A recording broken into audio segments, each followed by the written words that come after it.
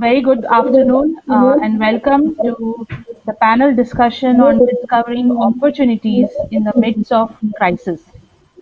We have four panelists with us and a moderator who will take us through this interesting and need of the hour topic today.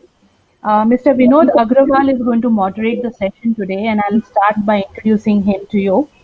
He is a science graduate from Gujarat University and a postgraduate from EDI based in Ahmedabad. He has stayed and worked in China for more than 10 years and has worked in the field of chemicals. He is the chairman of Arunaya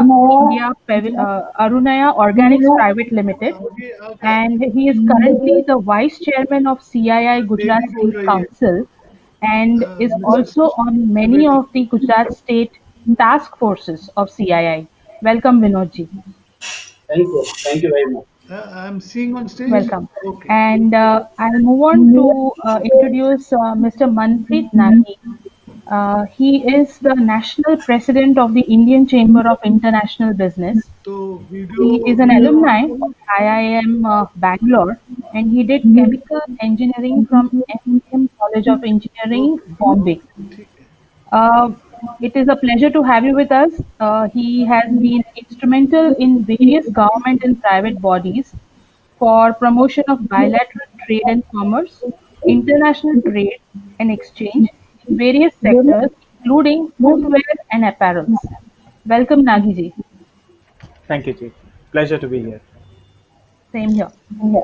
Moving on, we have Mr. Munish Jindal with us. He is the founder CEO of Over Robotics, and he is a mentor with Niti Aayog, Government of India, and the founding president of Entorex.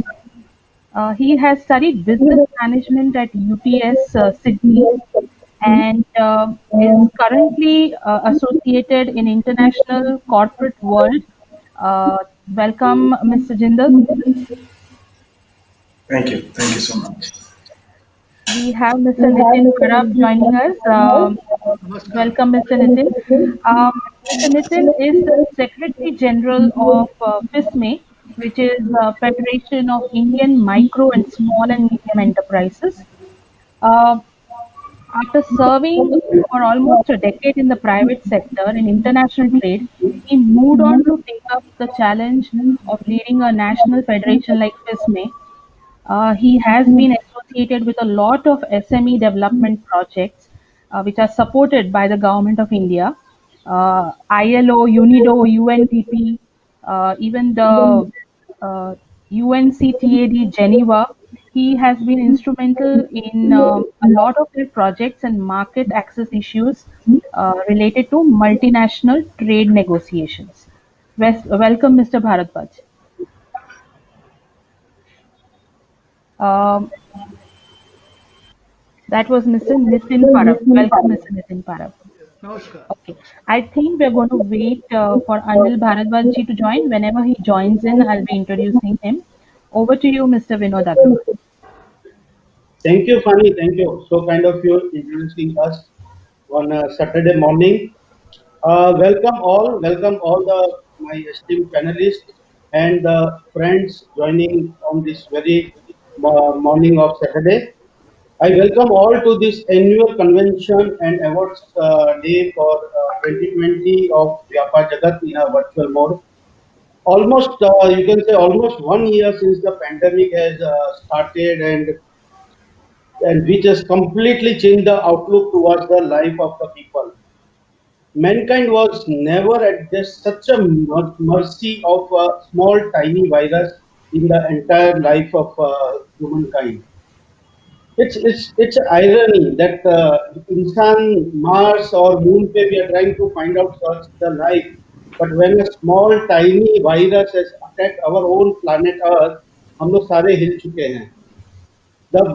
The best or the you can say the most developed nations are the worst hit today. India is no longer you can say which is protected by this virus.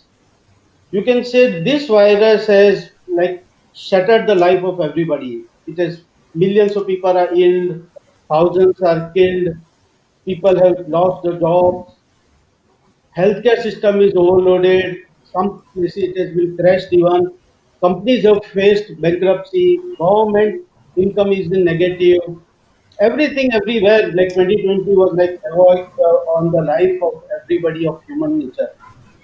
This pandemic has not only hit our pursuits, but also the psychology of entire generation on how to spend, how to live the life. They've changed the entire outlook. उन्होंने एक विचार शक्ति एक विचारधारा ही पूरी change कर दी. The way we were running behind, like we were trying to find out doing innovation is to find the driverless cars. इधर तो ड्राइवर क्या कार में बैठना ही बंद करवा दिया इस वायरस ने. So in this situation also, when today morning we are gathered to discuss and find out what are the opportunities available out of this crisis. क्योंकि जैसे राज कपूर जी बोलते हैं, the show must go on. बैठना नहीं है और that is the nature of a human. कभी बैठ नहीं सकते. क्राइसिस तो आएगी जाएगी, but to find out the opportunity in this crisis is the human nature, and that's so of a Indian. क्योंकि if you see our history, we are like सदियों से भी has been like attacked by different races, but still हम लोग हर pandemic से खड़े हुए हैं, डबल बाउंस बैक हुए हैं, and we have excelled in everything. So to start with this, I must say that we have to find out the brighter side of the coin. We have to find out the opportunity in this crisis. Crisis opportunity doesn't mean कि सिर्फ Zoom या Cisco WebEx या Airmeet को ही chance मिला है.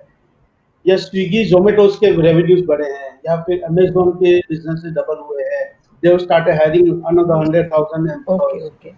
We have to find out, we have to see the various parameters under this opportunity, and as we go along, I will be discussing, I will be asking suggestions from all my esteemed panelists about different questions and different your views on this. I will be dividing today's session into five opportunities, which I think is relevant in today's situation. The first is human nature and the behavior change which crisis has given us, and we have to find out what are the opportunities in this, because people are being forced to change their lifestyle in this pandemic. People have become more disciplined, more healthy life has been taken. मैं कभी 40 साल से gym नहीं गया. मैंने I have started doing regular yoga. I have taken up healthy foods. People are becoming more vegan, more vegetarian. Their food habits have changed. Their fitness levels have changed. People have tend to be more hygienic. दिन में 4 बार हाथ धोते हैं, 2 बार स्नान करते हैं. So what are the opportunities which has come up out of this crisis into because of the change in human nature and behavior, and most important which has changed is the healthcare system, which is the most important in this today's time. So my question to all my panelists is, Indian government is spending only nearly 1.2% of GDP on healthcare system. And if you see, a survey has been done, only 40% of our population of 130 crore people are still undercovered or without cover of quality medical insurance. So what do you think in this coming union budget after 2 months, how much government should increase their spending on healthcare system? Manpreet जी आपसे start करते हैं. नमस्कार जी, विनोद जी, एक बहुत अच्छा सवाल किया है आपने, and it is something that should haunt every one of us actually. You mentioned the percentages, it is in single digit figures, not even single digit, I must say. But looking at this, it also shows the opportunity that is there for private players also to capture this space. Now, when we're talking about spending on healthcare and creating a platform, I think the biggest opportunity today is in rural India. आज भी ऐसे बहुत सारे towns हैं, गांव तो छोड़ ही दो, टाउन्स है जहाँ पे प्रॉपर हेल्थ केयर सिस्टम्स नहीं है. There are lot of opportunities if you can set up hospitals, even small healthcare centers, which have an opportunity that can change India's healthcare scenario. Today we have huge medical tourism happening within the country. Forget what is happening from abroad. I mean, we know people from Afghanistan, Bangladesh, and all come to India for healthcare, for better healthcare. But not only that, even within our country, from the villages and from the towns, people for proper healthcare come to the cities. So that means that there is lack of infrastructure, there is lack of facilities within our country itself. And that being said, we hardly have 5 or 6 cities catering to the entire country of 1.3 billion people. So imagine the opportunity that is there if you're going to the right parts of the country. And that is something that we all must look at. See, the government support is necessary, the government incentives might be necessary, but it is that opportunity that speaks today, and that is what is needed. That is my view on this whole situation. Yeah, perfectly, Manpreet. Uh, exactly what we say that half our population lies in rural India, and when Honorable PM is talking about doubling the income of rural India, then the medical infrastructure, the healthcare infrastructure is must. At CI also we have asked government to at least double the spending of at least 3% of GDP to be spent in next year or so on a healthcare system. I come to Munish. Munish, you are a tech guy. So, what do you think? How the healthcare system or what innovation can be done into insurance sector? We all know that everything has come now online. All insurance payments, new schemes are coming online. And but what do you think? Still more has to be done on medical, mediclaim, or healthcare system.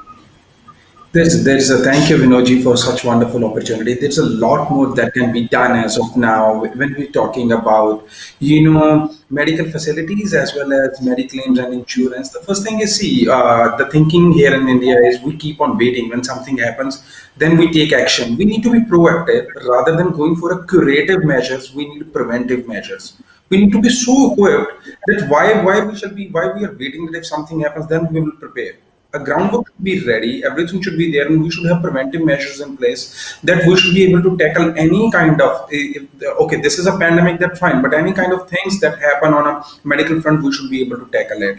And when it comes to insurances, we need to bring in more transparency, no hidden clauses. We have to take away those hidden clauses. When people go for insurance, they are treated like the kings and the queens, and when they go for the same thing, they need a claim or they go to a hospital, then their life goes pathetic. So we need to bring in more transparency in insurance sector. More regulatory effect should be there. And I have lived abroad, and if you go there, they just give you everything in writing, simple, clear, precise, no hidden charges, no hidden clauses.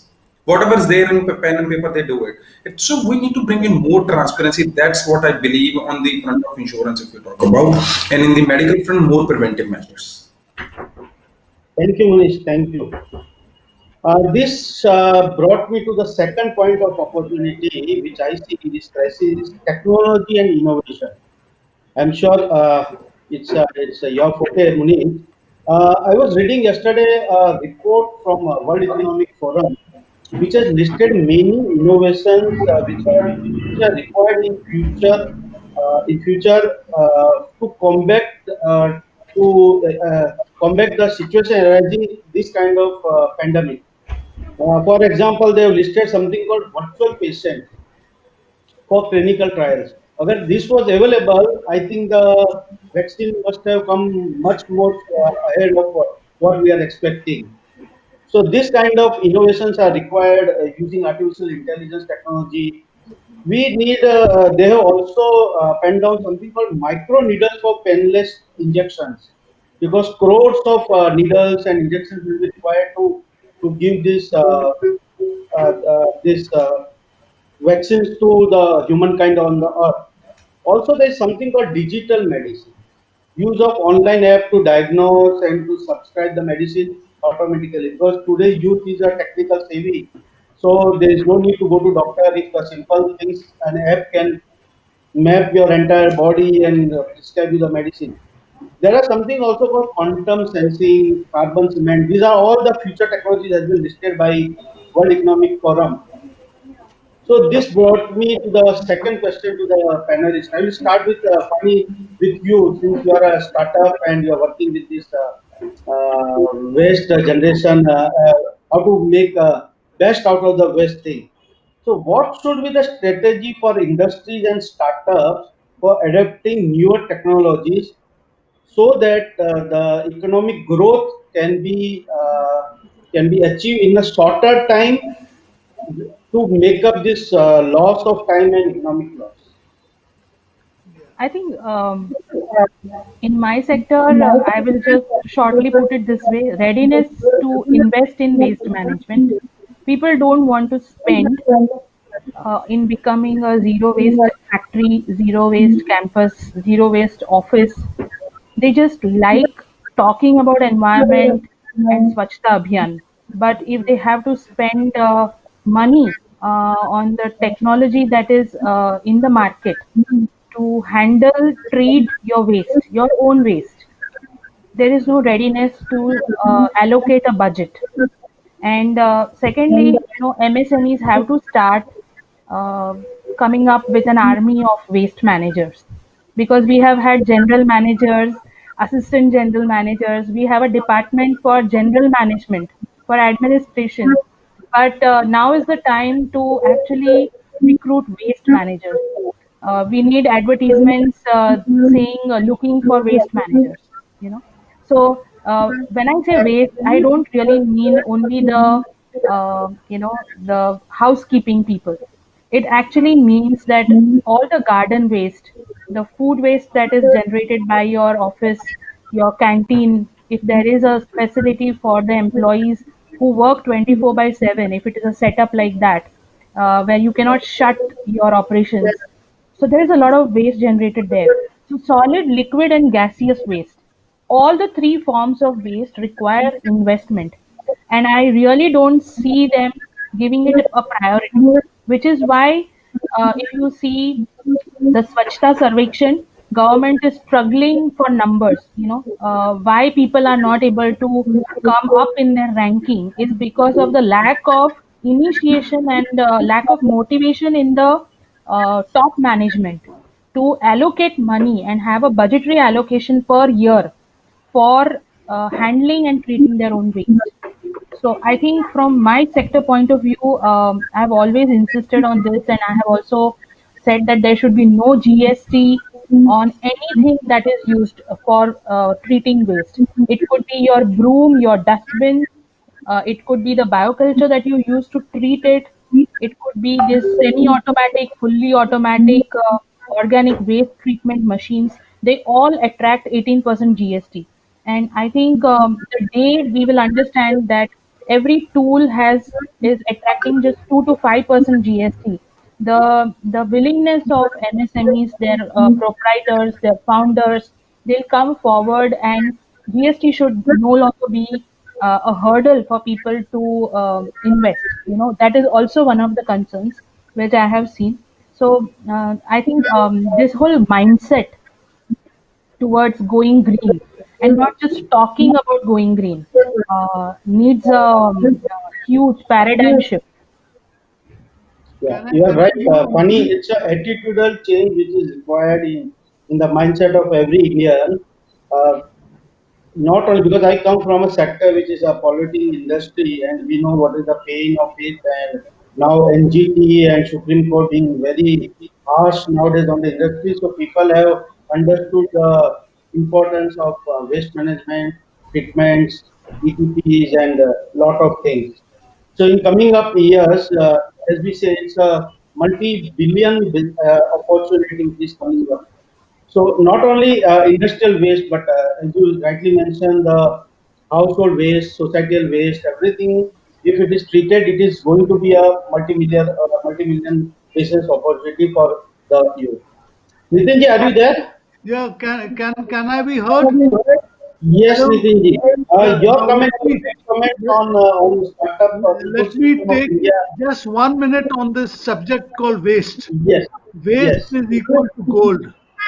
And if we do not understand the gold that we are creating, we are lost in the economies of the world. I've been a pioneer for waste to energy projects in this country, having a tie-up with Germany. But unfortunate, there is no will of the government to take this forward. We have our oldest plant in Germany at 1996, still going strong, giving 2 megawatts of power.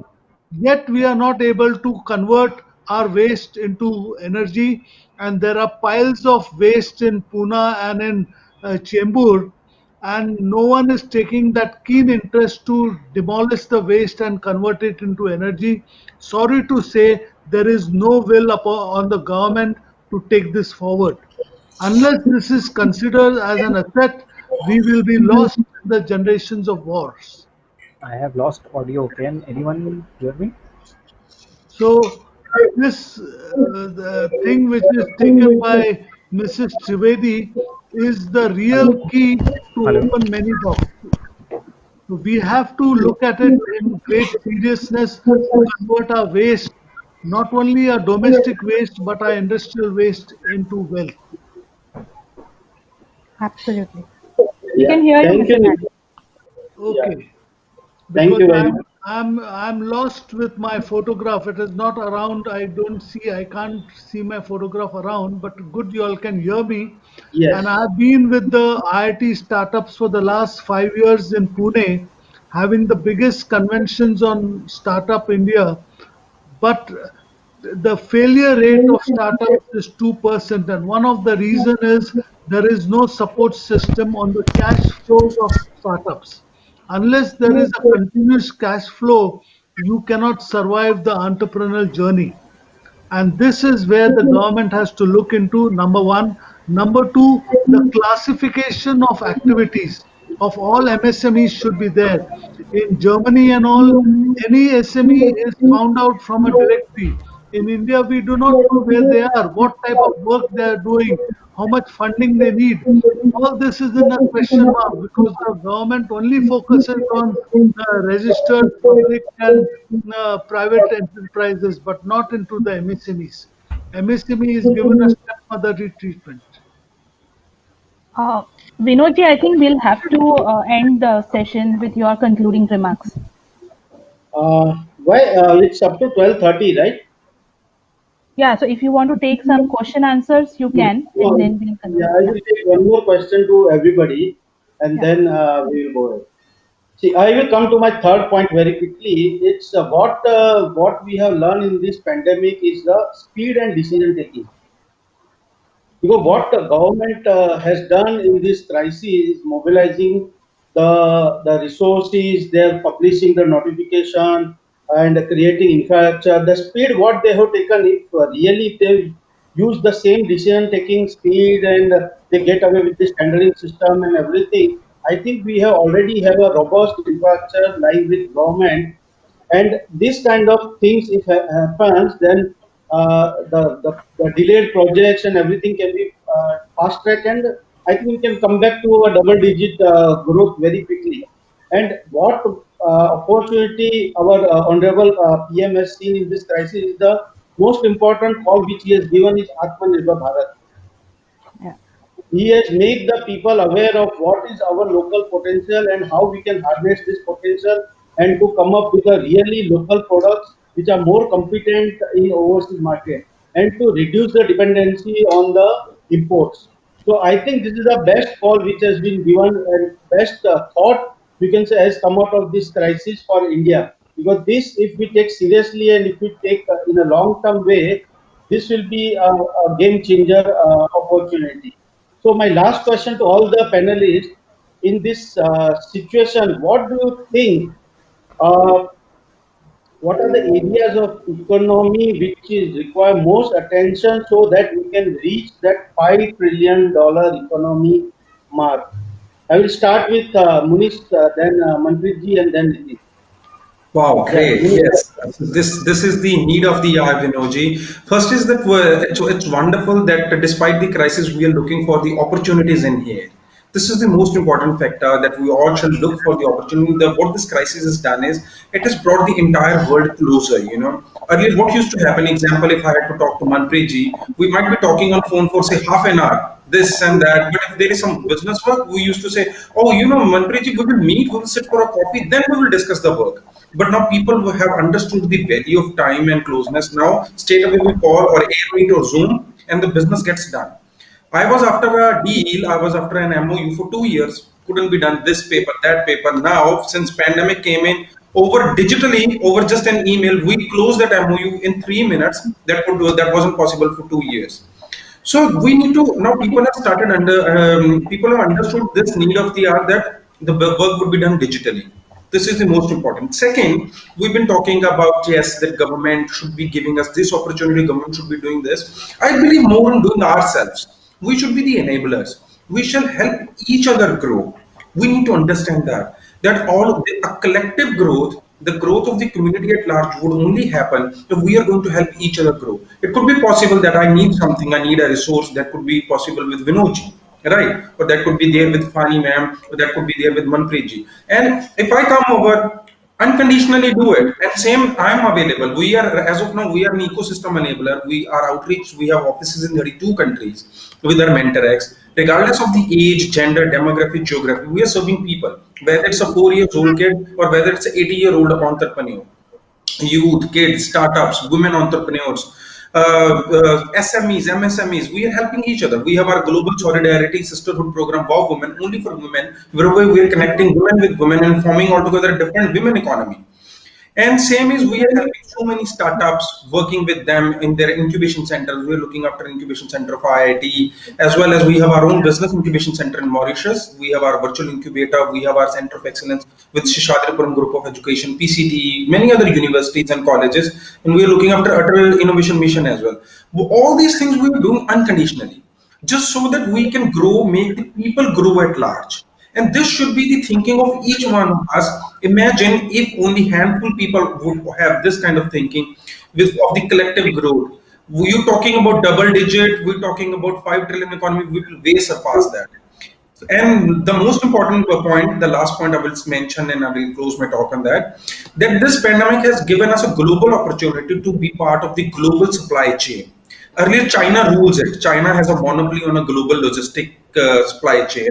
If you see in each and every country, wherever you go, you will find Chinese products. Right now, this pandemic, so many companies they want to pull out of China. All the bigger nations like Japan, US, they have declared incentives and subsidies for the companies who want to pull out of China.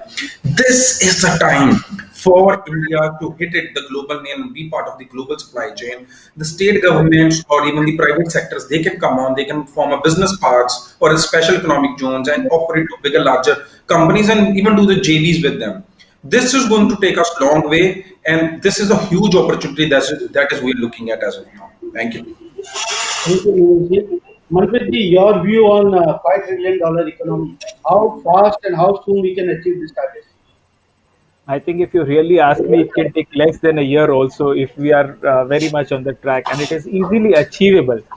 I'll give you one small example. I have a habit of talking with examples. So when we are talking about pharmaceuticals and this pandemic, and it is an amazing opportunity. See, India was a manufacturing of drugs and pharmaceuticals and supplying to the world since a while. Now, imagine if the vaccines have to be given to the whole world, and our Prime Minister Narendra Modi ji has invited all the diplomats of all the hundred and something countries to visit all these facilities and buy from India. You can imagine the possibilities that are there. And not only pharmaceuticals and not only the vaccine, imagine the other possibilities associated with this entire exercise of inviting the world to India. And this has happened thrice already in the last 1 month. So you can imagine the opportunities. Second, Vinodji and Faniji were mentioning about recycling and eco-friendly and all that. So that can also help. Imagine 1.3 billion population, two vaccines each, and 2.6 billion syringes, 2.6 billion needles, and that I'm talking about just India. That being said, imagine 1 gram of needle and 10 gram of the plastic syringe multiply by 2.6 billion. Imagine the manufacturing capacity for the plastics, for the metal.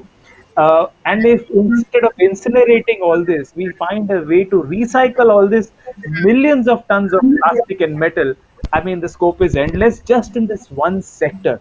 So if you really ask me, 5 trillion is not such a dream, it is very much achievable. Great, great for the optimism, Manpreet.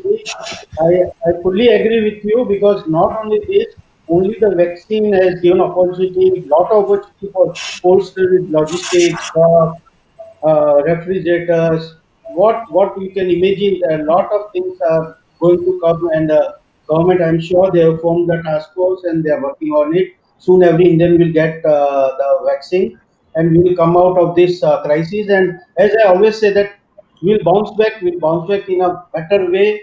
And as you mentioned, 5 trillion is just ends away, and maybe next year our honorable Prime Minister will give a bigger target for all the industries to achieve. Quickly, Nitin, I will come to you. Your views on this and any other ideas or Yes, suggestions? thank you, Vinodji. Fundamentally, I will just talk on one thing: Yeah, education and vocational skilling. right. In China, now you have to compare models. I have Chinese models, I have the European 37 countries as a model. How did they grow their economy? Now, China has 3.5 lakh vocational training programs. India has just 6,000. Where is 6,000 and where is 3 lakhs? In China, right from pig breeding to cutting a harvest, everything is vocational oriented. Therefore, they can move towards world class economy. We can just have a pipe dream of going towards world class economy because unless the people upgrade their skills and come to the modern times of what is needed by the world, we are nowhere, we are lost in the whole generations and the opportunities that are coming to us. So vocational training and skill-based training, because everyone need not become a graduate. In between is the segment where they should be picked up at a young age, and that particular skill should be given so that they can enhance the economy with whatever is localized. So we have to act local and think global. So this focus of a strategy, what I am thinking is we need to create a grand strategy of how do we address the economy of tomorrow.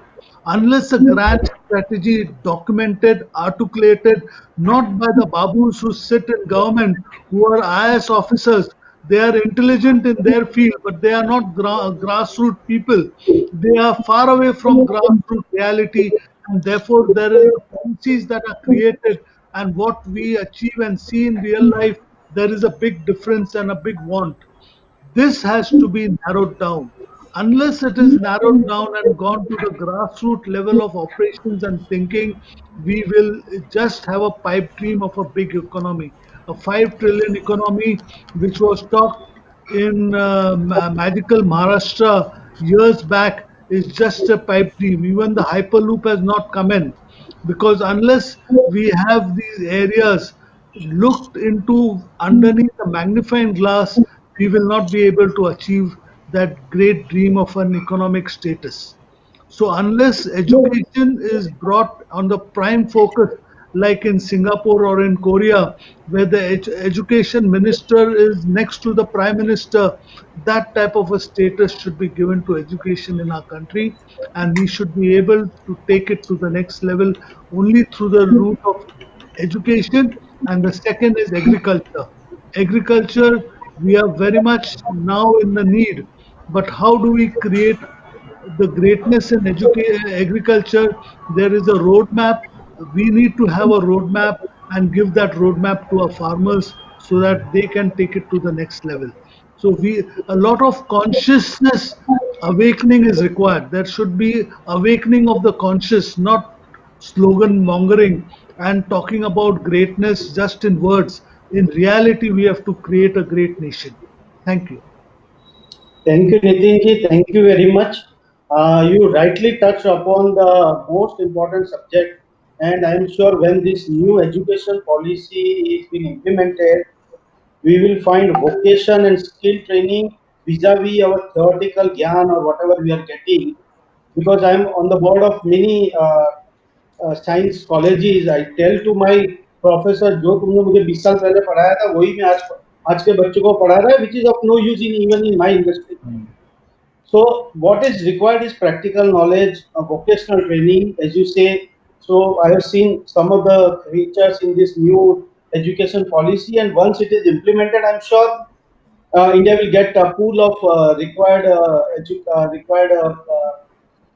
employees which are required, because now what we produce are the students which are not employable, Correct.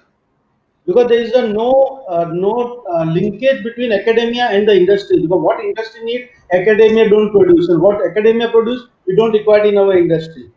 So a lot of things are going in this. At CI also we advocate lot of things which we work with government on this front. We have a task force, dedicated task force. We work with IIT Gandhinagar, lot of PDPU and lot of institutes, and we give lot of vocational training of our member companies to we invite students from this, and we give vocational training at our member company industries.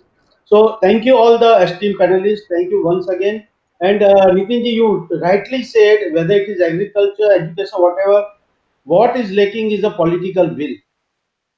अगर Yeah. वो आ जाए, अगर we have a consensus among all the political parties, then I think nobody can stop India in becoming the superpower in next 5 years. So So let with this, me thank you. let me Yeah, conclude with one thing. I just completed an incubation center in UP. I had okay. around 15 people with me, and they were all intelligent.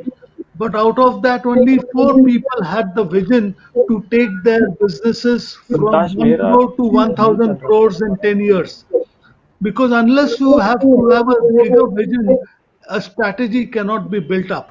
And unless you have a strategy at the center of your organization, you cannot create that organization. So, strategy thinking is to be embedded into the entrepreneurs, and they have to be brought on the track of channelizing their energies and resources, because 1%, 2% success rate is no success rate.